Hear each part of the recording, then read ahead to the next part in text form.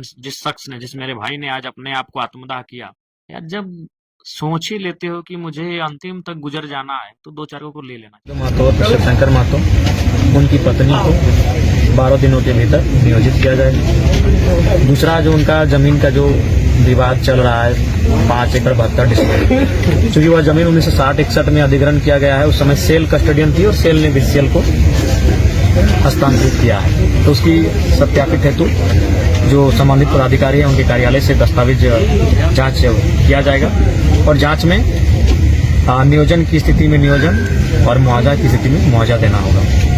तीसरा बिंदु था कि पूर्व में अभी फिलहाल जो उनके आश्रित हैं उनको फॉर्म 3 निर्गत कराया जाएगा और फॉर्म 3 निर्गत करने के बाद बहुत सारे कार्य जब इस बीसीसीएल की जो इस इकाई है उसके अंतर्गत आएंगे तो उन्हें हमारी भाषा में पेटी कॉन्ट्रैक्टर कहिए या पेटी ठेकेदार कहिए, उसके तर्ज पर उनके आश्रितों को फॉर्म 3 उपलब्ध करा के दिया जाए। प्रत्येक बार विस्थापित को न्याय पाने के लिए मरना पड़ेगा क्या? जी, ये तो आपका बहुत ही गंभीर सवाल है। भारत की लोकतांत्रिक व्यवस्था को चोट पहुंचाती है, भारत की न्यायिक व्यवस्था को कहीं न कहीं झकझोरती है और तमाम जो व्यवस्थाएं हैं हमारे देश की लोकतांत्रिक मूल्यों की, उन पर आप ये सवाल गहरी चोट करते हैं कि व्यक्ति को बार बार मरना पड़ेगा क्या न्याय के लिए। तो मुझे लगता है आज मुझे भगत सिंह की वो जेल डायरी याद आ रही है जो उन्होंने कहा था कि कोई इंसान इतना अमीर नहीं होना चाहिए कि दूसरे को खरीद सके और कोई इतना गरीब भी नहीं होना चाहिए कि उसे अपने आप को बेचना पड़े। और एक लाइन था उनका कि हम आज़ादी अंग्रेजों से तो ले लेंगे लेकिन कहीं आज़ादी भोरों के हाथों में फंस के ना रह जाए। और भी आज भगत सिंह को विचार प्रासंगिक होते हुए दिख रहे हैं। आज आज़ादी पूंजी का रूप धारण कर चुकी है और इस पूंजीवादी व्यवस्था में जिनके पास लाठी है, जिनके पास सत्ता है, जिनके पास शासन प्रशासन है, जिनके पास उन्हीं की सुनी जाती है आम जनता, कहीं ना कहीं उनके लोगों को संघर्ष करना पड़ता है। एक विधायक के रूप में मुझे 2 दिन से संघर्ष करना पड़ा, तब जाकर मैं इस नतीजे को। अभी रात के बाद 2 बजने वाले हैं। बिल्कुल, इन सब समस्याओं से तंग आकर जो आत्महत्या कर रहे हैं मैं उनको तो हम संदेश यही देंगे कि बिल्कुल मरने के बारे में ना सोचें। अगर जरूरत पड़ी और लगा कि आपके न्यायपालिका, कार्यपालिका, विधायिका, पत्रकारिता, इन सब चीजों से आप न्याय नहीं मिल रहा है, आपके आस उम्मीद कम हो रही है और आपको अगर विद्रोह की भावना पनपती है तो आप अपने जान देने के बारे में ना सोचें। जिसके कारण आप शोषित हो रहे हैं, जिन जो आपके ऊपर जुल्म कर रहे हैं, उनके खिलाफ क्यों जान दे रहे हो यार? उठा के पटक क्यों ना, अधिकारियों को पटक के मार दो ना। जेल जाओगे 4 साल 5 साल 10 साल बाद जेल से बाहर आओगे, जिंदगी तो रहेगा। तुम दूसरों के लिए अपनी लाइफ मत खराब करो। जो लोग तुम्हारी लाइफ खराब कर रहे हैं उनसे अब हिसाब करो। जल रहा है, मरने का इंतजार कर रहा है, एक कदम उसका मौत है और वॉइस रिकॉर्डिंग करके मतलब सभी को बता रहा है कि मेरे साथ क्या दर्द है, जमीन छीना जा रहा है, लूटा जा रहा है। नहीं, बिल्कुल, ये भगत सिंह की जो जेल डायरी है उसके 2 कोटेशन आज मेरे सामने हैं, मेरे आंखों के सामने हैं। पहला कोटेशन कि हम गोरों से तो आज़ादी ले लेंगे लेकिन धनी भूरों से आज़ादी ले पाएंगे, या फिर आज़ादी कहीं हमारे देश के धनी भूरों के हाथों में तो ना रहे। आज वही हुआ है, गोरे चले गए, अंग्रेज जा चुके हैं, अंग्रेजों से हम आज़ादी पा चुके हैं, लेकिन इस देश के जो भूरे हैं, भूरे मतलब अमीर लोग, उनके हाथों में आज़ादी टिकी हुई है। दूसरा उन्होंने कहा था, ये रूसो का स्टेटमेंट है लेकिन उन्होंने जेल डायरी में इसको रिपीट किया था कि कोई व्यक्ति इतना धनी ना हो कि किसी व्यक्ति को खरीद ले और कोई व्यक्ति इतना निर्धन ना हो कि उसे अपने आप को बेचना पड़े। कोई इतना धनी ना हो कि वो दूसरे को खरीद ले और कोई इतना गरीब भी ना हो कि उसे अपने आप को बेचना पड़े। ये भी सही हो गया आज। कोई व्यक्ति इतना गरीब हो चुका है कि उसने वो अपने आप को बेच रहा है, बंधुआ मजदूर बना रहा है, और कोई व्यक्ति इतना अमीर भी हो चुका है कि इंसान को खरीद के अपने घरों में पालतू बना के रख रहा है। ये परिस्थिति है। ये भगत सिंह का जो विचार उस समय था वो आज भी प्रासंगिक होता हुआ दिख रहा है। इसलिए मैं मानता हूँ कि इस देश को असल क्रांति की आज आवश्यकता है। असल क्रांति, एक सामाजिक न्याय की क्रांति, एक सामाजिक माने स्थापना की क्रांति, वो आवश्यक है।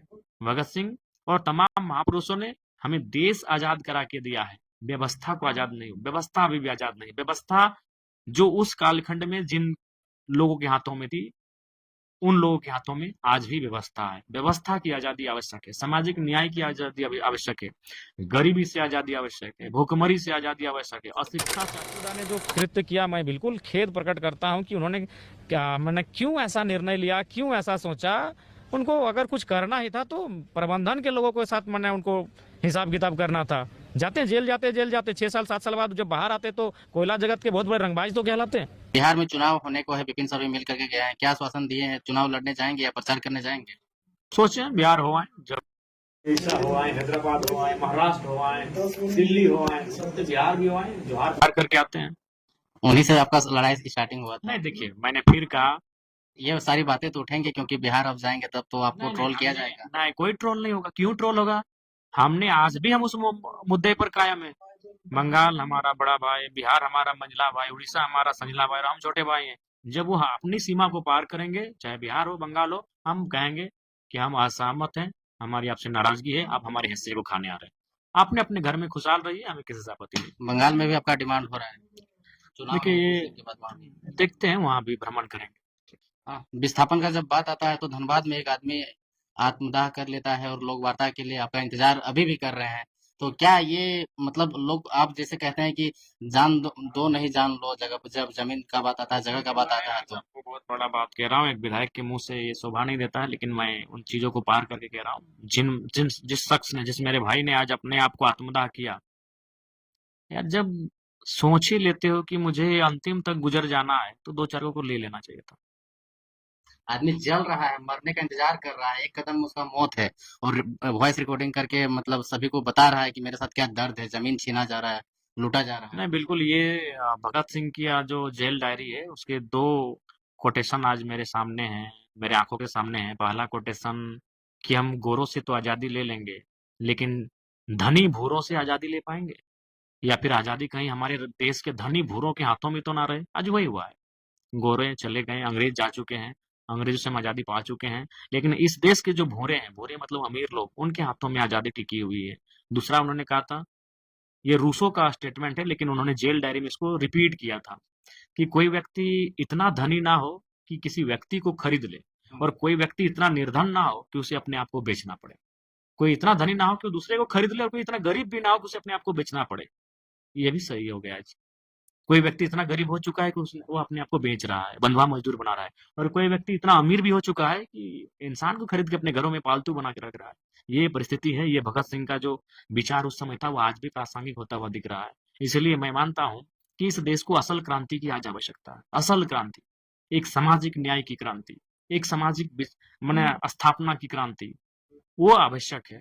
भगत सिंह और तमाम महापुरुषों ने हमें देश आजाद करा के दिया है, व्यवस्था को आजाद नहीं। व्यवस्था अभी भी आजाद नहीं। व्यवस्था जो उस कालखंड में जिन लोगों के हाथों में थी, उन लोगों के हाथों में आज भी व्यवस्था है। व्यवस्था की आजादी आवश्यक है, सामाजिक न्याय की आजादी आवश्यक है, गरीबी से आजादी आवश्यक है, भूखमरी से आजादी आवश्यक है, अशिक्षा से आजादी आवश्यक है। बिहार में चुनाव होने को है, विपिन सर भी मिल करके गए हैं, क्या आश्वासन दिए हैं? चुनाव लड़ने जाएंगे या प्रचार करने जाएंगे? सोचे बिहार हो आए, जब उड़ीसा हो आए, हैदराबाद हो आए, महाराष्ट्र हो आए, दिल्ली हो आए, सब तो बिहार भी हो आए, जोहार पार करके आते हैं। उन्हीं से आपका लड़ाई की स्टार्टिंग हुआ था। नहीं देखिए, मैंने फिर कहा ये सारी बातें तो उठेंगे क्योंकि बिहार आप जाएंगे तब तो आपको ट्रोल किया जाएगा। नहीं, कोई ट्रोल नहीं होगा। क्यों ट्रोल होगा? हमने आज भी हम उस मुद्दे पर कायम है। बंगाल हमारा बड़ा भाई, बिहार हमारा मंझला भाई, उड़ीसा हमारा संझला भाई और हम छोटे भाई हैं। जब वो अपनी सीमा को पार करेंगे, चाहे बिहार हो बंगाल हो, हम कहेंगे कि हम असहमत हैं, हमारी आपसे नाराजगी है, आप हमारे हिस्से को खाने आ रहे हैं। आपने अपने घर में खुशहाल रहिए, हमें किसी से आपत्ति नहीं।